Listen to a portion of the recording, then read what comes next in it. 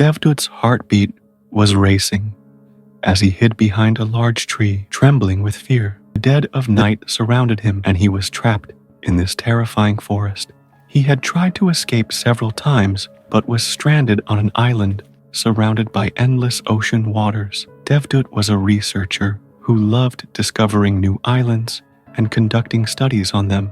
He had arrived on this island with his companions, but all of them had been killed. His ship had been swept away by a massive storm and was now far from the island, leaving him no way back. He knew this island was cursed. He knew what had killed his companions and feared that tonight it might be his turn to die. The island was vast, with mountains and dense jungles. Near the shore, there stood an old lighthouse. Devdut thought to himself, "If I want to survive, I must make it to the lighthouse and hide there.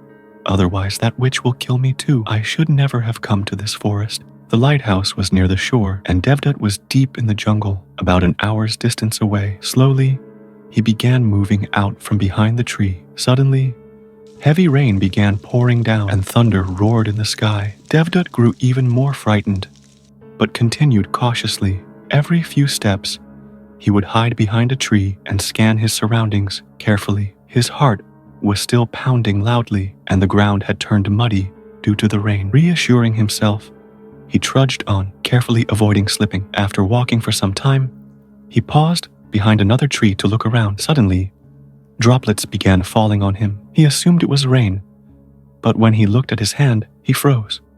The droplets were blood. His body trembled, and he could barely move. Summoning his courage, he looked up. Perched on the tree like an animal waiting for its prey was the horrifying witch. Her burnt black skin resembled that of a bat, with rotting, jagged teeth hanging out of her open mouth, and a long tongue dangling grotesquely. Her claw-like hands ended in sharp nails, and her hair, as wild and long as tree roots, reached her knees. From amidst that hair, her terrifying red eyes glared down at Devdut. Without warning, the witch attacked him, dragging him up the tree like a predator hauling its prey. Her claws scraped his skin, leaving deep wounds that bled profusely. Devdut screamed in agony, the pain unbearable. She was nearly twice his size. Her long tongue ran over his eyes. Before her jagged teeth sank into his neck, she began drinking his blood as Devdut writhed in pain, his screams echoing across the island.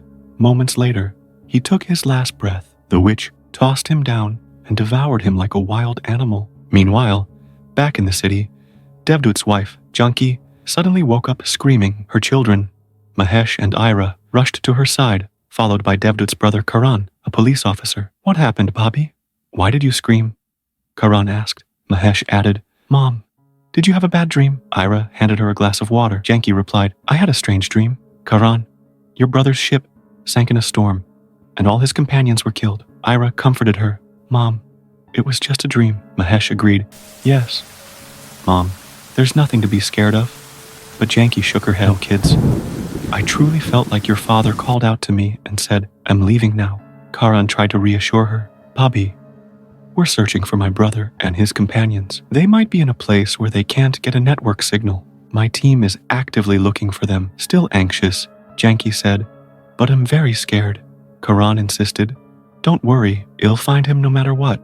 Just then, Karan's phone rang. It was Officer Jai, who shared an update that made Karan rush to the dockyard. There, he saw the ship Devdut and his companions had taken. It had been found about 55 kilometers from the island. The search team had hauled it back. Inside, they found skeletal remains bones belonging to Devdut and his team. Tests confirmed their identities. Karan's family was devastated by the news. To this day, Janki remains haunted by the question, was it just a dream or was it reality?